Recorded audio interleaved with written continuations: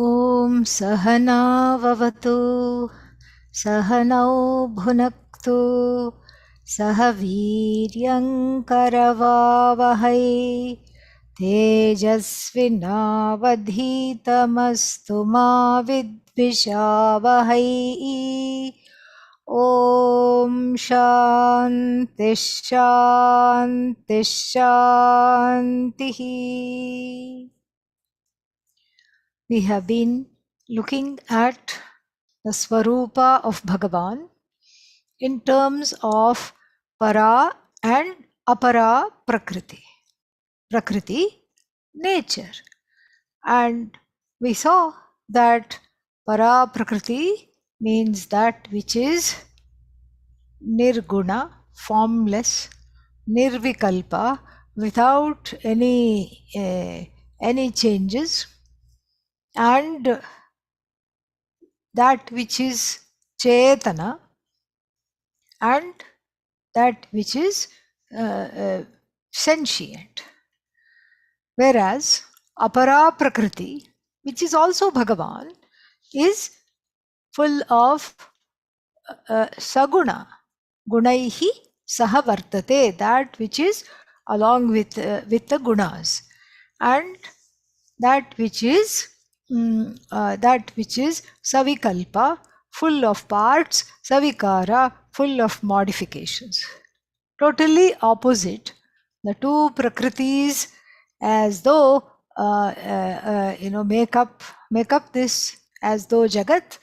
And in the Shastra it is called, Para Prakriti is called Nimitta Karana, Apara Prakriti is also known as Upadana Karana.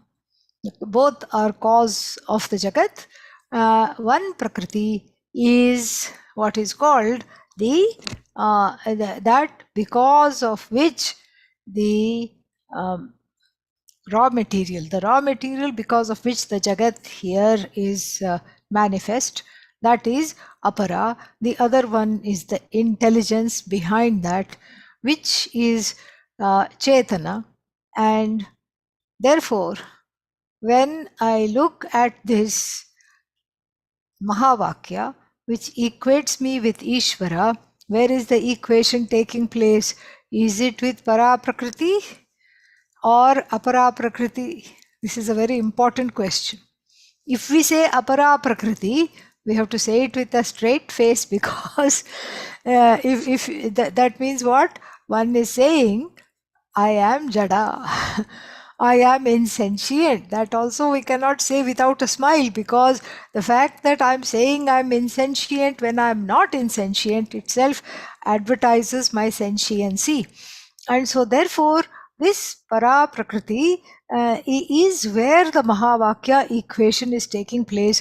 Para Prakriti Satyam Jnanam Anantam, and that is equated to Brahman, which is equated to Atma Sat Chit Ananda, one and the same.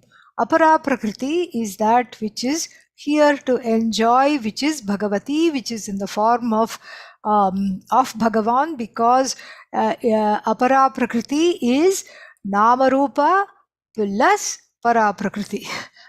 This is what it is. Apara Prakriti is not separate from Para. Para is separate from Apara. This we have to really, really understand. So the whole Jagat is name and form along with Satchidananda. That is what it is. Satchidananda, Para Prakriti, and then name and form, Apara Prakriti. In the what is that word? Drishya Viveka. There is a very nice verse which says, Astibhati Priyam Namarupa Cha Etat Panchakam Adyatrayam Brahmarupam Jagadrupam Atodvayam. So Sat, Chit, Ananda are known here in this verse as Astibhati and Priyam. Asti, Sat, is. Bhu Sattayam. Sat means is. And then Bhati, that which is and which shines by itself without needing some other consciousness to bring it to light. Just like the sun shines by itself. This self-aware, self-shining consciousness Priyam means that which never comes to an end. Because Priyam is what I want. Priyam means that which is lovable. Lovable is what I want. Love is what I want. I happen to be that love which never comes to an end. And so things become lovable to me because the self is lovable. Self is love. Therefore, all things become lovable to me. And if you're saying, come on, I don't like cockroaches, well, cockroaches become lovable to me from the standpoint of their absence. Certain things become lovable to me from the standpoint of their presence. And so, in the distance between me and the cockroach is lovable to me. And then what else? The union between me and chocolate cake is lovable to me. So certain things are lovable. Why? Because of their absence. Certain things are lovable because of their presence. So you see how the Jagat is a mix-up of para and apara prakriti, as though mix-up. Bhagavan doesn't get confused, but the jiva gets totally confused. So one falls in love with the finite, not knowing that one is love itself, and then one falls in love with the impermanent, not knowing that one is the source of permanence, one is permanence itself, permanence personified, and one falls in love with the useless, almost non-existent things, because not knowing that one is the only source of existence, and that this Bhagavan is the only source of existence, and this Bhagavan is myself alone. How to know that? It's a very tall order. Therefore, Lord Krishna says, tracks down this journey, charts this journey for us. And what is this journey? This journey is one of a gradual understanding of myself as Bhagavan, going through a very important point in the journey called bhakti. So it is very difficult for this jaded, faded, tired jiva to not get embroiled in the name and form, also called apara prakriti, also called maya, also called trigunatmika and jada shakti, all these things. So then one gets into an enmeshment with Maya because of one's own ajnanam. One doesn't have the discerning power to not get attracted to things that are not necessary, and that are not necessary for what? For one's own quest. The ones that are not necessary for one's own quest, one keeps getting embroiled in, and therefore the important understanding is very, very necessary of this intermediary step which cannot be bypassed. You cannot sidestep Ishvara. First, to understand Ishvara as the source of the universe, and to understand Ishvara as being endowed with para and apara prakriti. And who am I? I am the jiva who is interested to know that I am non-separate from Bhagavan. This is who the I is for the time being. Of course, I am Satchidananda Atma, I am Ishvara alone, but right now, since one doesn't know that, one says, okay, I am the jiva, you are Ishvara. Being jiva, one is, there is a vast difference, at least on the empirical level. Jiva is what? Finite, identified with the body, mind, sense complex. Ishvara, infinite upadhi, not identified with the upadhi, called Ishvara, overlord, full of 6 bhagas, all these things, not identified. And jiva, identified. Jiva, full of ajnanam, brimming with ajnanam. Ishvara, all knowledge, jnanam. Jiva, full of complaints and sorrow. Ishvara, ananda. So the gap is too much to be bridged. You cannot really bridge this gap at all. And so therefore, this surrendering to Ishvara becomes a very, very important step in this understanding. In this understanding, the surrender to Ishvara, to Bhagavan, becomes an important step from the standpoint of the empirical reality. And then the empirical reality is where you have to live. You can't suddenly say, I am Paramarthika and I am off, and you don't grow wings. Suddenly the person has moksha. Why? Because they have grown wings and they are going to fly away from this jagat and go somewhere. Where? Where will you go? Wherever you go, you cannot avoid yourself. And if your own mental construct and everything is full of raga, dvesha and everything, they're also the same trouble. Even if you go to Brahmaloka, you'll be wondering who else has come and oh, this person doesn't deserve it. Why are they here, etc., etc. Same problems will continue. And so therefore, the bhakti is a very important precursor, a prerequisite to understanding oneself as Bhagavan.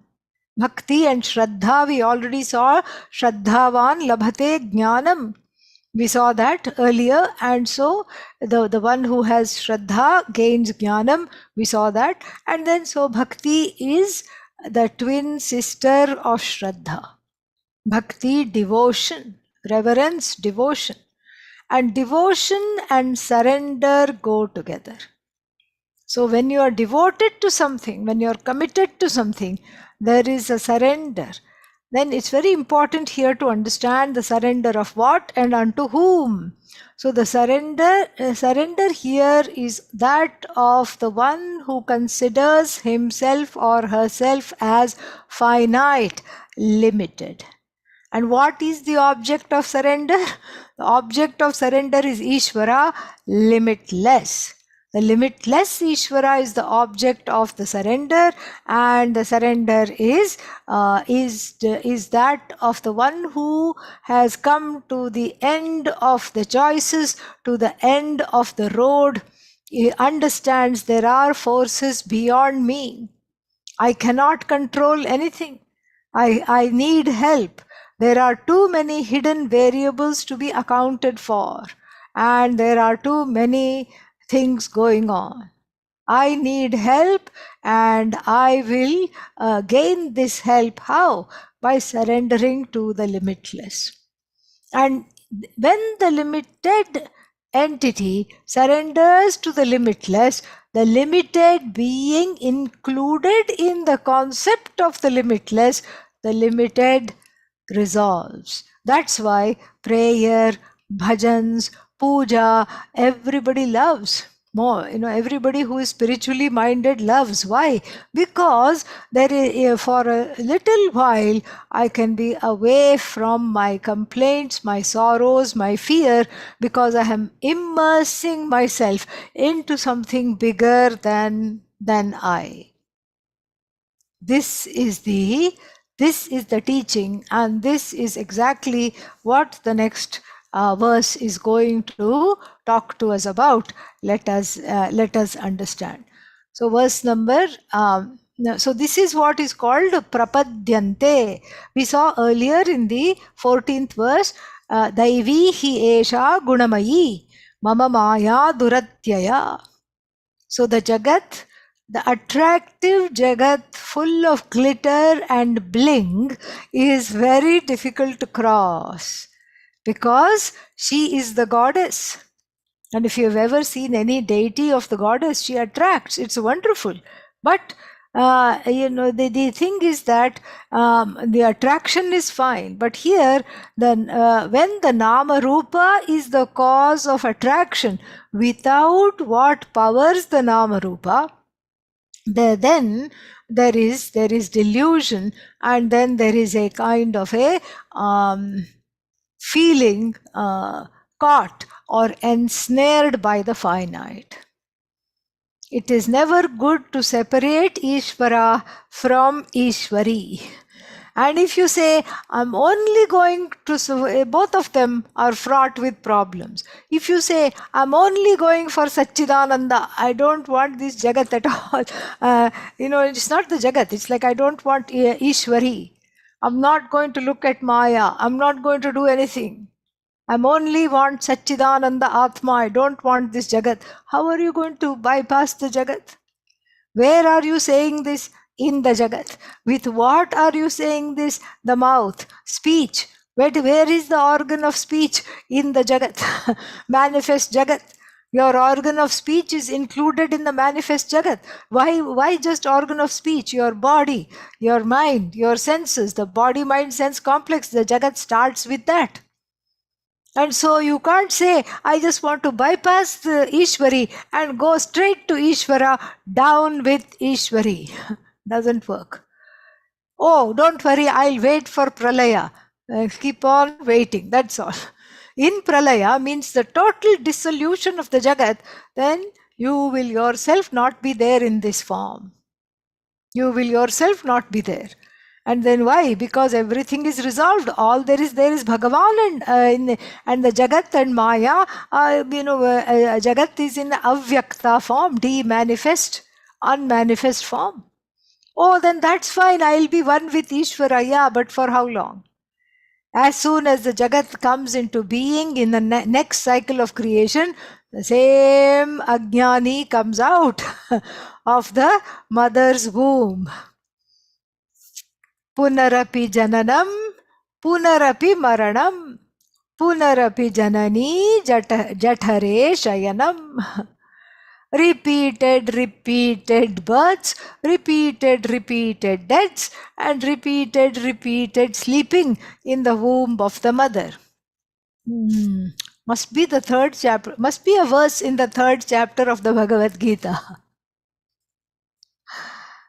No. Bhaja Govindam, that we studied. As soon as you all set foot in the ashram, we started that text. And so this is Bhaja Govindam. So here this is the understanding. So if I say I don't want Ishwari, I want only Ishvara, keep on dreaming. Yes. It's a pipe dream. It will never happen. Then on the other end of the continuum, I want only, I want only Ishwari. I don't want Ishvara. I'll just go with whatever there is in the Jagat. I don't care about Satchidananda Atma. Then that also will not work, because you cannot really, you absolutely cannot ignore the fact that the two are one. And so here, in order to get out of Ajnanam and see Ishwari from Ishvara's perspective, as all knowledge, brilliant, wonderful, not as I experience her right now in the form of just Ajnanam. No.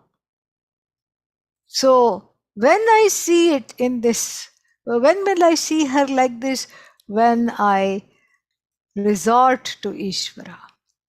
So taking Ishvara's help to understand the Jagat and to Ishvarize the Jagat is a very, very important and extremely important thing in the extremely important step in the person's growth, emotional growth.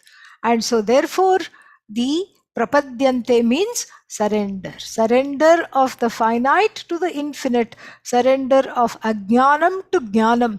Surrender of the one who considers oneself limited to the limitless. So the whole surrender takes the form of what? Takes the form of, I don't know who I am and I don't control anything. And that's very clear. Right in the beginning, it's very, very clear that I don't control anything. And if I don't control anything, then that means somebody is in control. Somebody is in charge. There is a niyanta. Somebody is in charge even of my body, mind, sense complex. There is an indweller. There is a niyanta. And So there is this I full of myself, and ahankara, identified I, is there. But when the ahankara resolves in sleep also, the I is there. And this seems to be a different I than the one who is awake. The one who is awake is full of complaints, is full of pain, is full of sorrow, is full of all kinds of problems. And the one who is asleep is one with Ishvara, the I. So then this so-called two eyes, the one who is free of Atma Ajnanam and the one who is besotted with Atma Ajnanam, the one who is constantly complaining and the other one who is fully at peace, the one who is the doer and the experiencer, and the one without whom doing and experiencing cannot happen, but at the same time the one who is free of doership and experiencership. It's almost that there are two eyes there. One is what?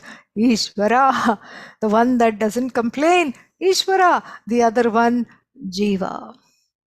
So from this Jiva I have to walk over to the Ishvara I, and it cannot happen without a certain surrender to the laws of the universe. Ishvara and Ishvari together. I invoke Bhagavan as Ishvara and Ishvari together, and I respect the laws of the universe. Dharma is a law of the universe. I respect Dharma. I respect everything. I respect all the names and forms as Ishvara.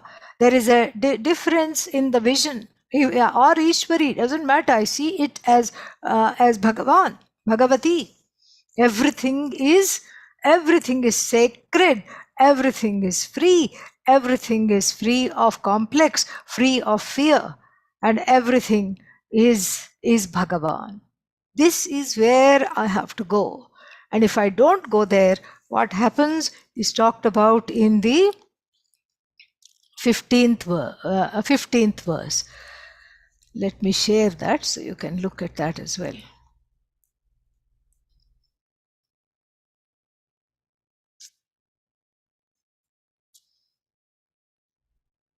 न मां दुष्कृतिनो मूढाः न मां दुष्कृतिनो मूढाः प्रपद्यन्ते नराधमाः प्रपद्यन्ते नराधमाः माययापहृतज्ञानाः माययापहृतज्ञानाः आसुरं भावमाश्रिताः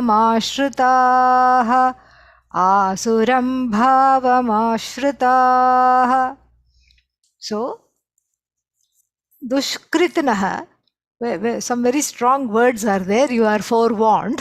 Just like in chapter 3, Bhagavan has some strong words for those who don't follow the laws of Ishvara. Here also, since the same subject matter, who don't acknowledge Ishvara in the form of laws, who don't follow the laws, same problem, and so same strong words are used. Namam. So let's look at the words. Dushkritinaha, Mudhaha, Naradhamaha, Mayaya Apahritagnyanaha, Asuram Bhavamashritaha. They all talk about, these are all adjectival to who? The person who doesn't surrender to Bhagavan. So, who are these people? Naraha. Naraha means people, human beings. What kind of people? Adhamaha. Adhamaha means a kind of a lowly, lowly people. Lowly people means prakrita buddhayah. Prakrita buddhayah means what? Prakrita buddhayah means the people who have what is that called? Prakrita buddhayah means the people who haven't developed themselves even in the slightest bit. They haven't developed themselves spiritually. They haven't done that. And so this is they are called Prakrita buddhayah.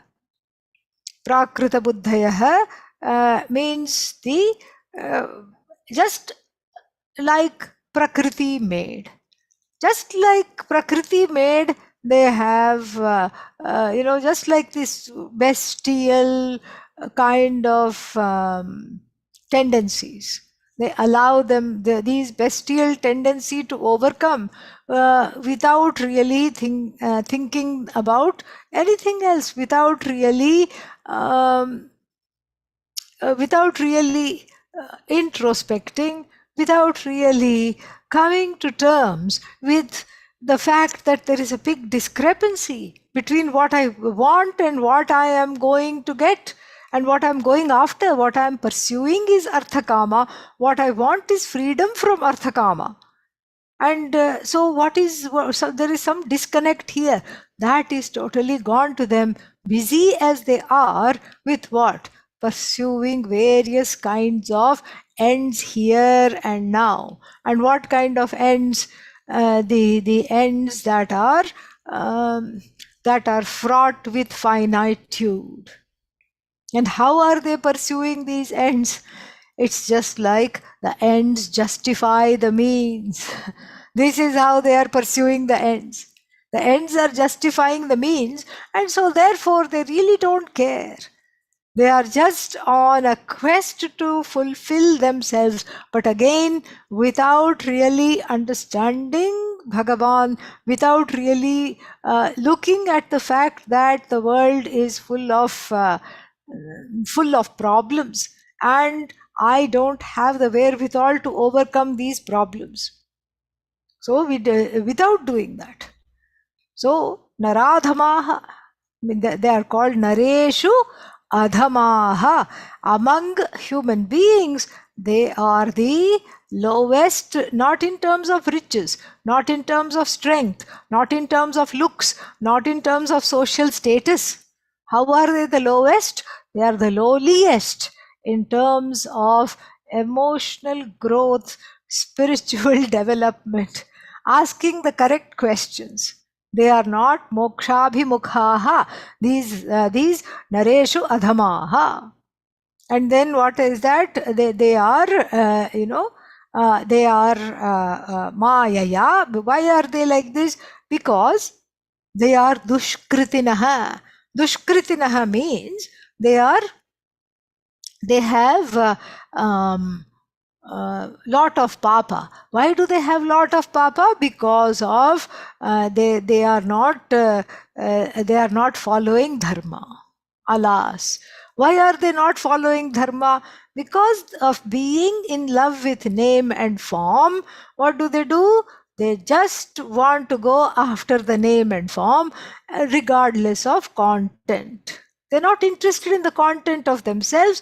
They are not interested in the content of anything else.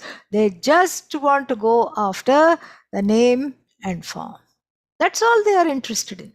Nothing else at all. And so they are called dushkritinaha.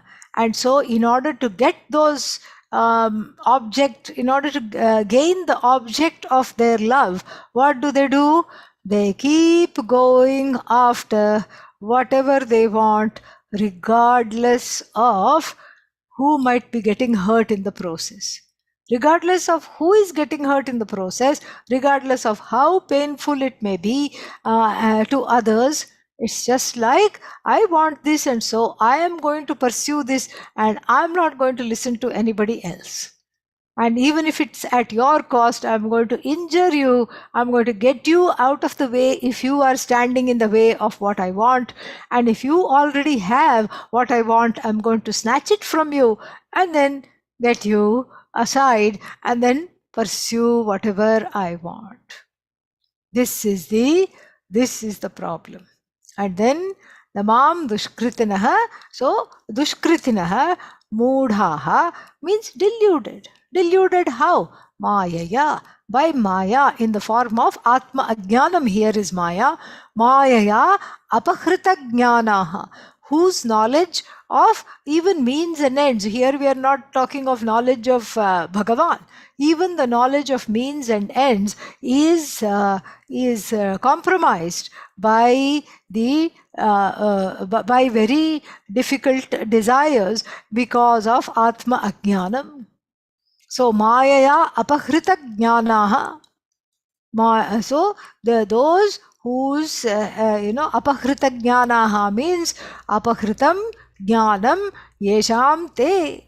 So hijacked, whose knowledge of means and ends, fairness, dharma, all this has been totally hijacked by what?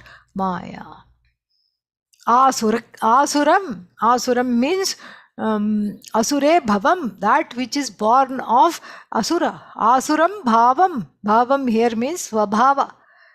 So in front of bhavam you have to add swabhavam. So they resort to ashritaha, they have resorted to, or they are abiding in a kind of a asura vritti, asuri vritti. More about that in the chapter 16. We will hear all about this. What is asuri vritti and daivi vritti. So here, right now, suffice it to say that they are completely deluded and they resort to ways that are not dharmic. Why? Because they don't know how to invoke me. They are full of themselves and seeing themselves as the producers of karma phala. They are always compromised, for compromised dharma wise, and they don't do anything to invoke me. They do not take my help in fulfilling their ends. So have we seen? So namam prapadyante. So so this is one little sentence. Namam prapadyante. Who don't prapadyante? Who don't worship me, invoke me? Dushkritinaha mudhaha naradhamaha mayaya apahrita jnanaha asuram bhavam ashritaha. These are the people who don't do this. And by contrast, here the Lord Krishna talks about 4 types of devotees. So first we have a group of people who do not consider Bhagavan at all as a hidden variable, as someone worthy of being invoked, nothing. And then on the other end we have 4 types of devotees. Let us see who they are. Chaturvidha bhajante maam. Chaturvidha bhajante maam. Jana sukritinarjuna. Jana sukritinarjuna. Arto jignasurartharthi. Arto jignasurartharthi. Jnani cha bharatarshabha. ज्ञानी च भरतर्षभ तेषां ज्ञानी नित्ययुक्तः एकभक्तिर्विशिष्यते तेषां ज्ञानी नित्ययुक्तः एकभक्तिर्विशिष्यते प्रियो हि ज्ञानिनोत्यर्थम् अहं स च मम प्रियः प्रियो हि ज्ञानिनोत्यर्थम् अहं स च मम प्रियः उदारा सर्व एवैते उदारा सर्व एवैते ज्ञानीत्वात्मैव मे मतम् ज्ञानीत्वात्मैव मे मतम् आस्थितः स हि युक्तात्मा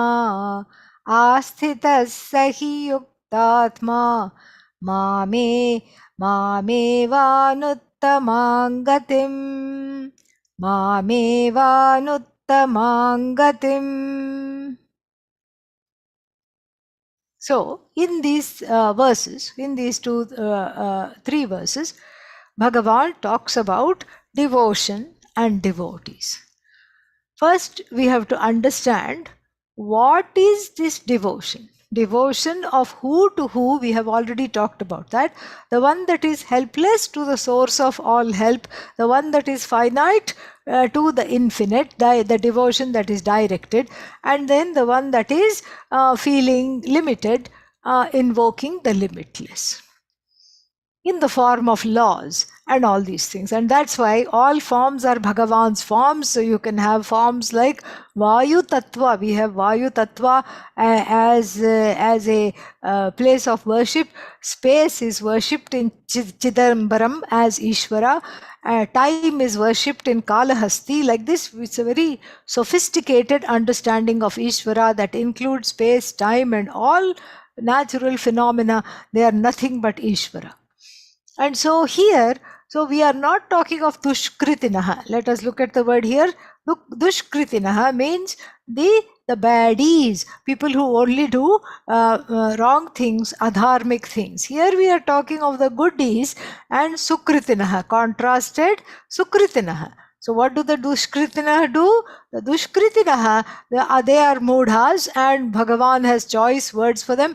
They do not do anything at all. Whereas the Sukritinaha, people who are not given to papa, who are not given to hurting people, who are dharmic. So what do they do? Chaturvidhaha bhajante mam. They worship me in fourfold ways. In fourfold ways they worship me. Bhajante.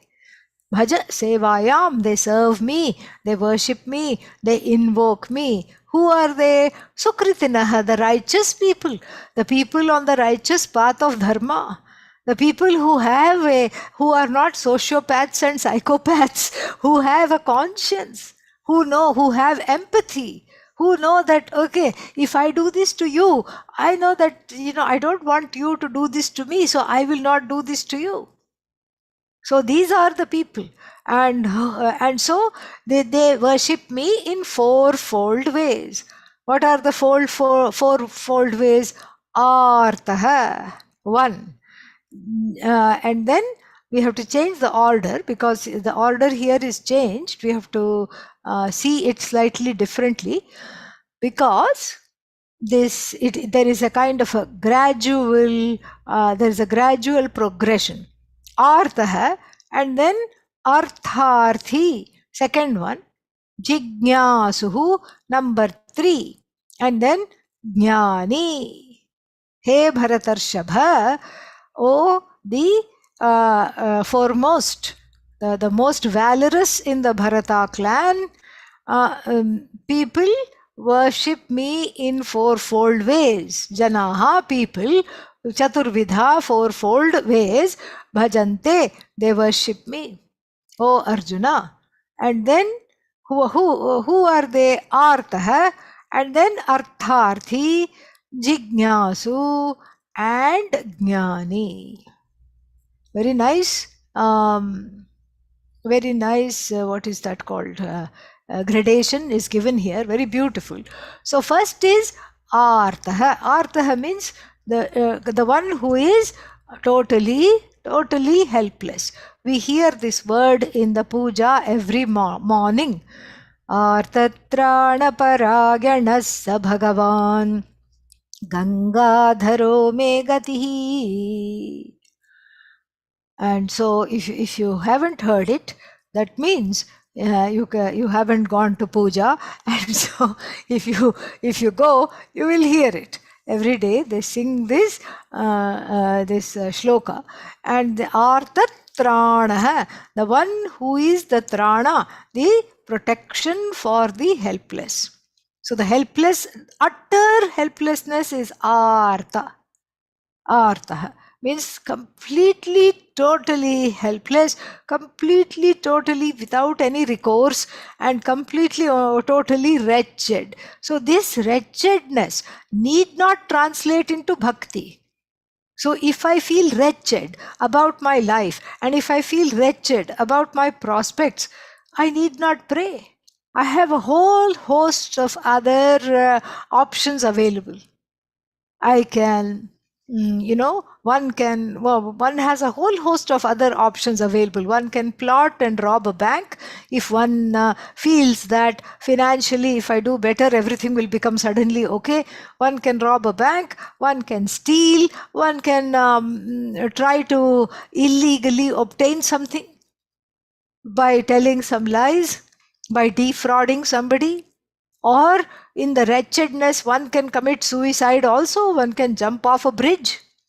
But here, this wretched person who is having going through a really bad patch in life due to so many reasons has chosen to worship.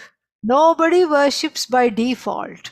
There is always a choice, and that's why we always say the will is totally, totally free only in prayer and reaching out, giving kind of actions. Even in the giving kind of action, there may be some kind of a self centeredness, even in a hidden form, but in prayer, it is not there at all. Not at all there. And so, therefore, this is totally, totally free. And so therefore the wretched one is counted as the first kind of a bhakta, very, very, very beautiful. And so it is like a 911 bhakta, doesn't think of Bhagavan at any other time except during distress. When there is distress, temple, here I come. Church, here I come. Synagogue, here I come. Fire temple, here I come. Mosque, here I come. This is when Bhagavan is thought of in various abodes and various places. Pilgrimage, here I come. And this is only when there is difficulty. When there is no difficulty, then Bhagavan is in the Ishvara, Ishvari are in their place. I am in my place. This is the first one. And then the second one is called Artharthi. Artharthi means the one whose main what is that? The main focus is Arthakama, Artharthi. Artham arthyate, arthayate iti. So artha means purushartha here. What kind of purushartha? Artha and kama. So artham arthayate. So the person is just wanting some sukha. And he or she is thinking sukha is through the gain of money, comfort, children, marriage, the other way around, marriage, children, and house, etc. That is their conviction. The self-jnanam, atma-jnanam is not even in the purview here. Atma-jnanam does not come under the in this thing at all. Atma-jnanam is not even part of this. So therefore, what comes here? Only I want what I want.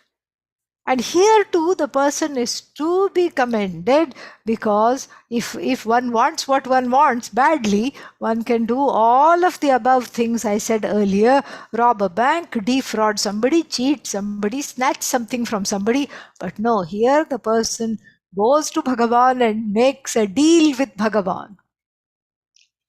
I will name my business Balaji Enterprises. Why Balaji?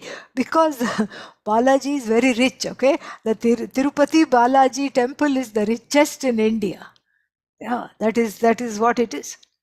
And they show, when you go there, they show, you can look from the top, and then in the basement they have these huge sieves which 5-6 people have to hold, and whatever is dropped in the offeratory, meaning the hundi, is sieved, because people just drop gold coins, gold rings, earrings, necklaces, blocks of gold.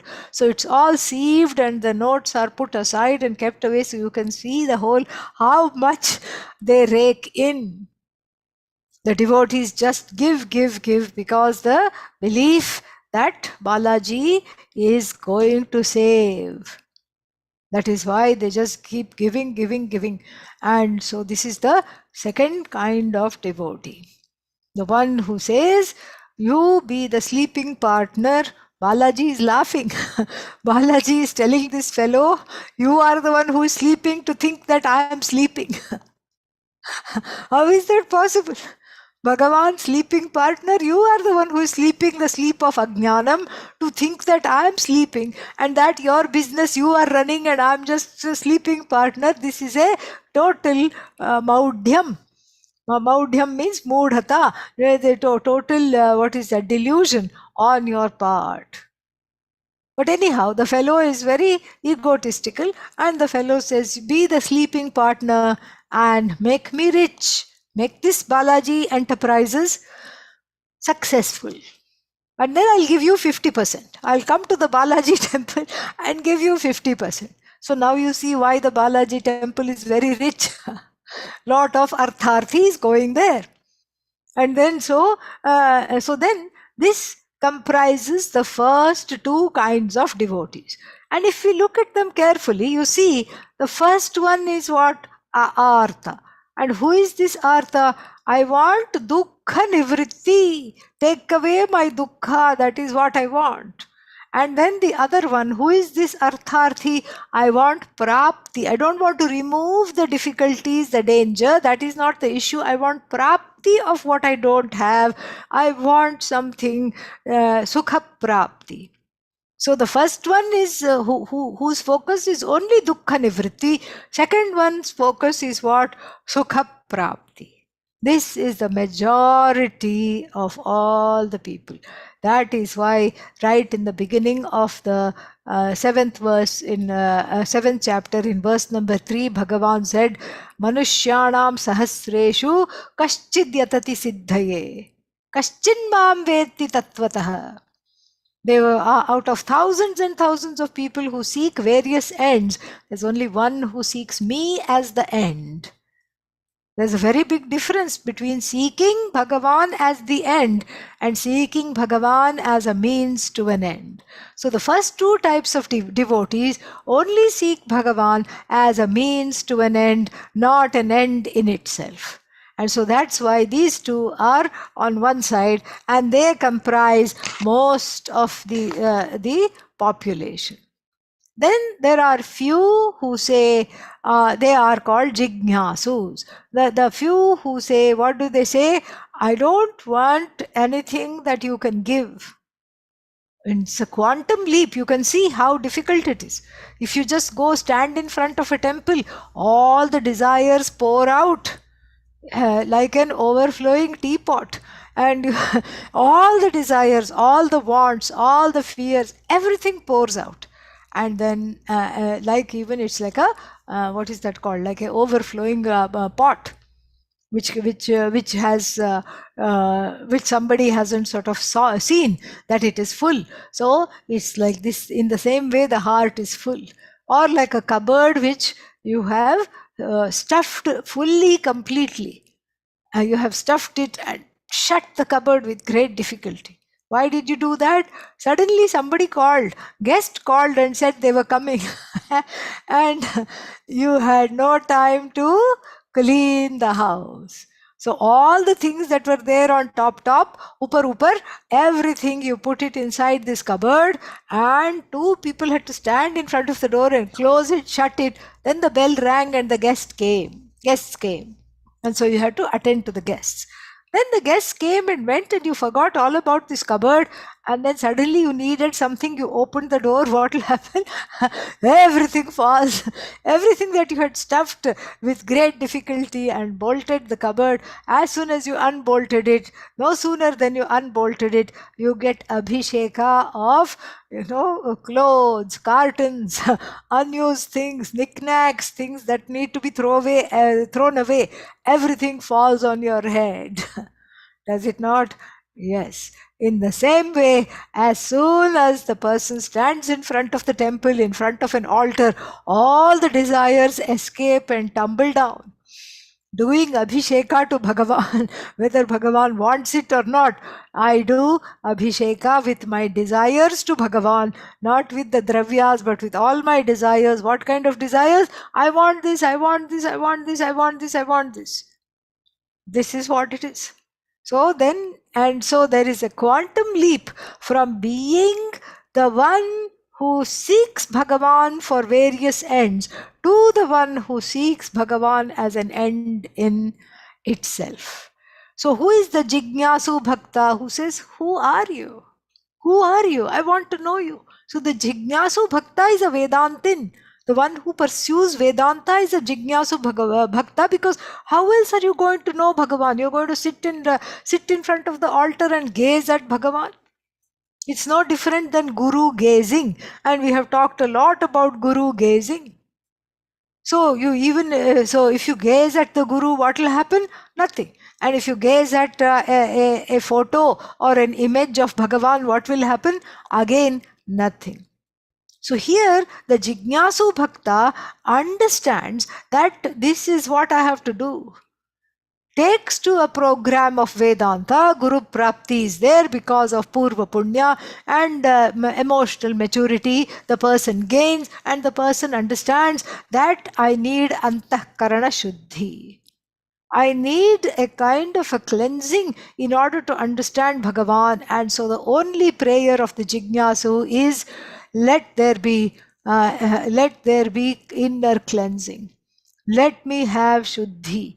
Let me have a purification. Let me not have any kind of problems. In this path, remove the obstacles, adhyatmika, adhidaivika, adhibhautika. Obstacles centered on me, obstacles centered on you, oh Lord, obstacles centered on the surroundings. Let there be no obstacles in the expression of this knowledge, in the gain of this knowledge, in the assimilation of this knowledge. This is the Jignasu, and this is the Jignasu's prayer. A big leap from this to that, where I need not pray for small ends. Why? Because I want the infinite as the end. And then what is the fourth one? The fourth one is the one who is a jnani, for whom God, Ishvara, is neither the means nor an end. Neither the means nor an end. And so what is Bhagavan? Bhagavan is myself alone. This is the conviction, this is the understanding. But still, the Lord Krishna says what? That these are, the jnani is also a bhakta. Why is the jnani a bhakta?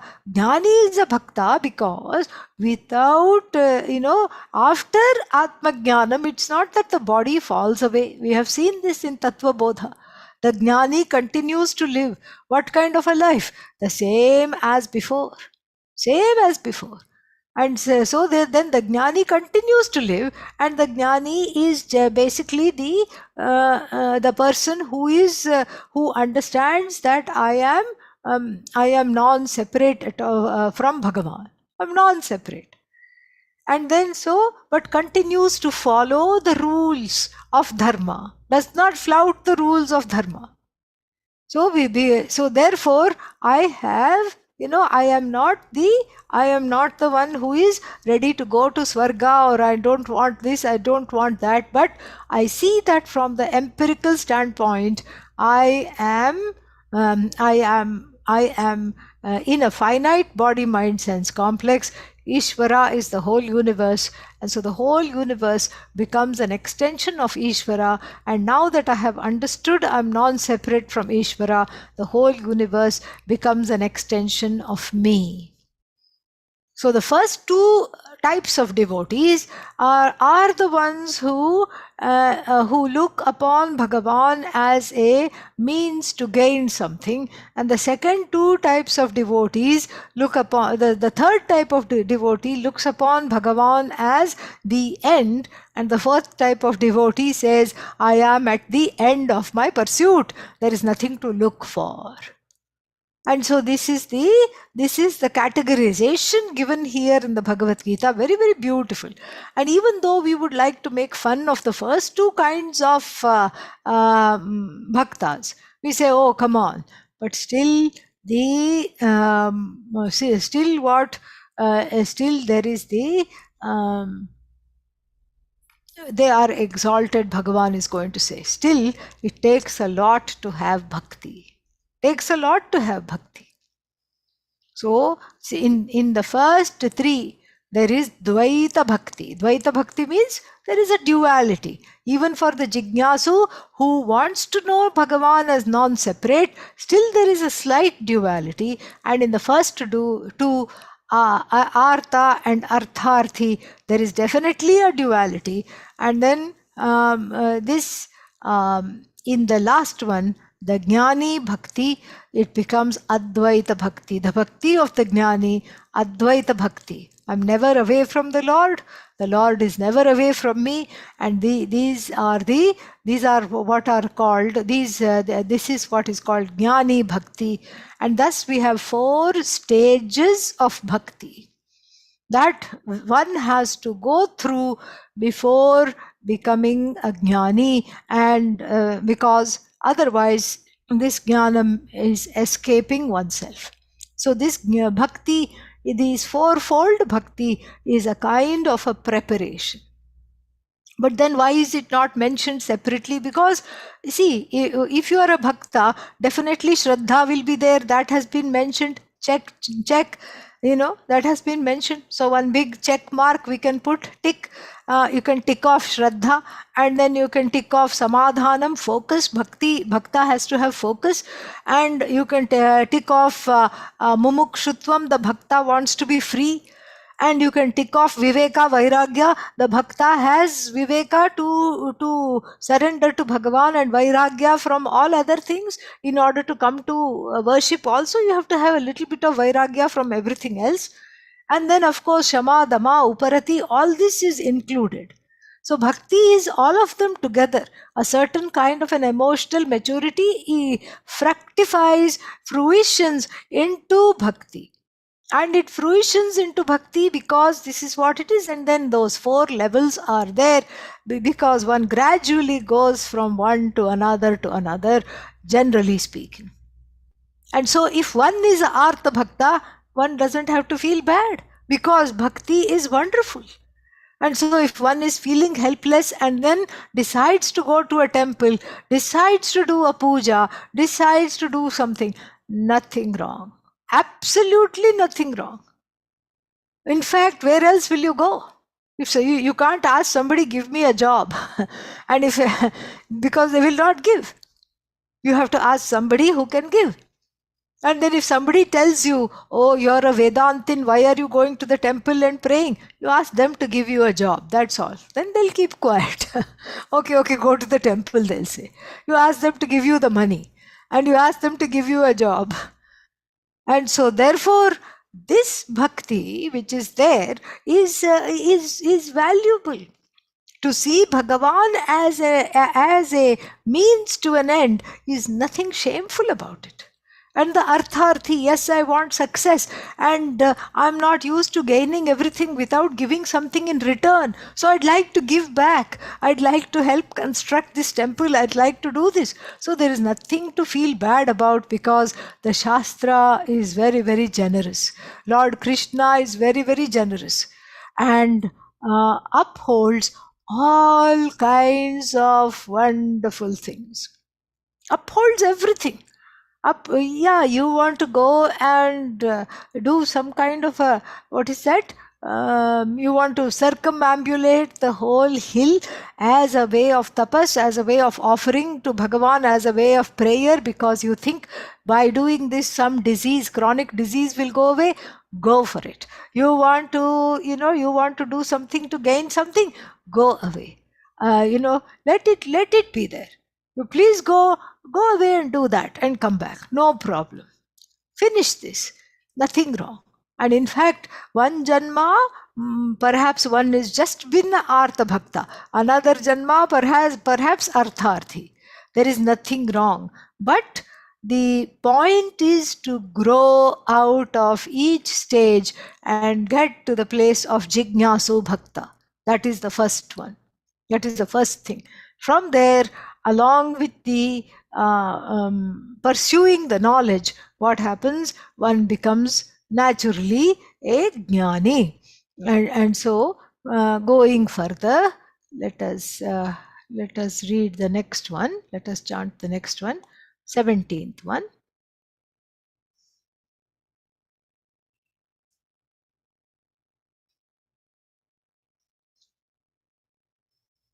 तेषां ज्ञानी नित्ययुक्तः तेषां ज्ञानी नित्ययुक्तः एकभक्तिर्विशिष्यते एकभक्तिर्विशिष्यते प्रियो हि ज्ञानिनोत्यर्थम् प्रियो हि ज्ञानिनोत्यर्थम् अहं स च मम प्रियः aham sacha mama priyaha.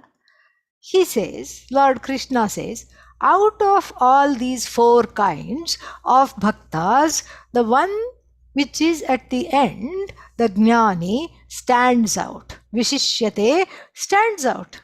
Why? Because the jnani is an outstanding form of bhakta. The jnani's bhakti is outstanding. So therefore the jnani stands out.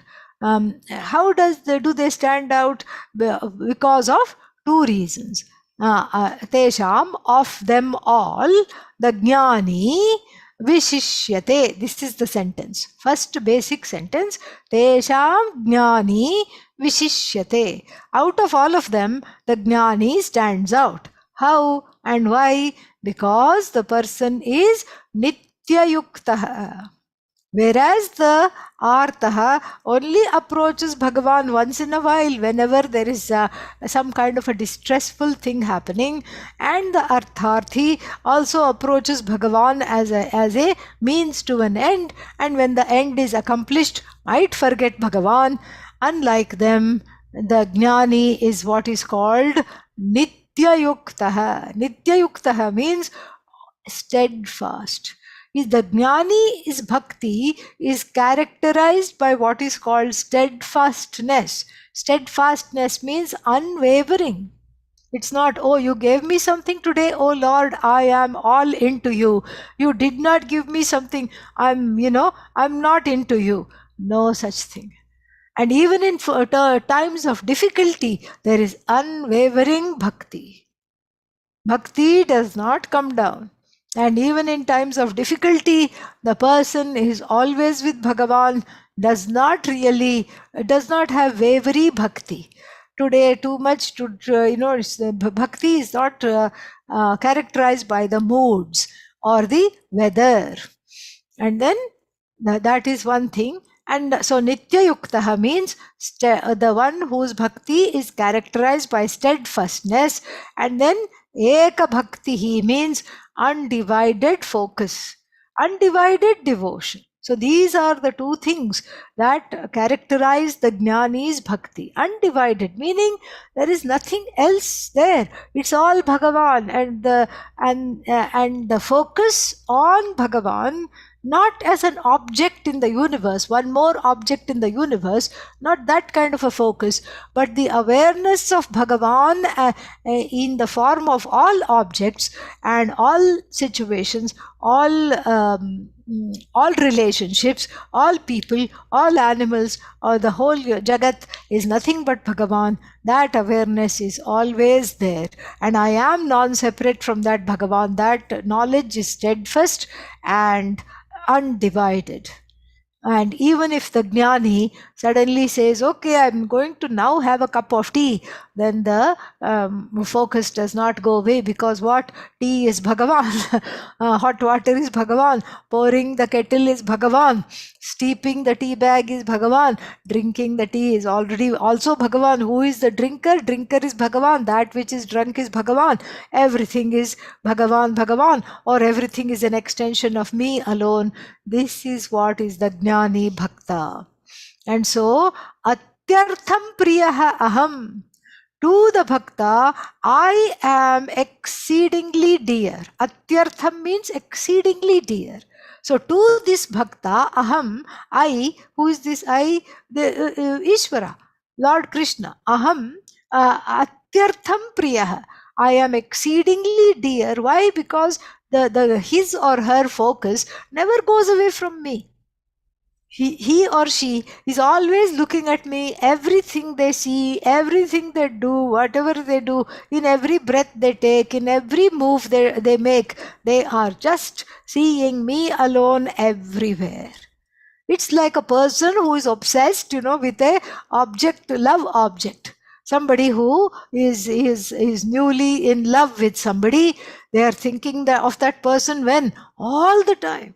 They are walking on the road and they suddenly see somebody. Oh, it's the same haircut. Is it this person? They are constantly seeing the other person in everybody, and then they're constantly thinking. Their mind is always focused on that, and only thing is they don't understand that that person is Bhagavan. And so just like that, here the person is got one and only focus, and one is Bhagavan obsessed, in the sense that I see, because I know the Jnani has studied Vedanta and has understood what it is, and has got rid of Atma Ajnanam, and is totally focused only on delighting in Bhagavan in the form of everything. And so Atyartham Aham Priyah. For such a person, for the Jnaninah, for this Jnani, I am very, very dear, because she sees me everywhere. And then Sacha Mama Priyah. And that person is very dear to me. Dear means what? Non-separate from me. So the verses 17 and 18 are Jnani Stuti, Jnani Stuti, 17 and 17 onwards. There is the, what is that? There is the looking at the Jnani as a um, as a model, and the Jnani is praised here. And then in the next one also, same thing continues.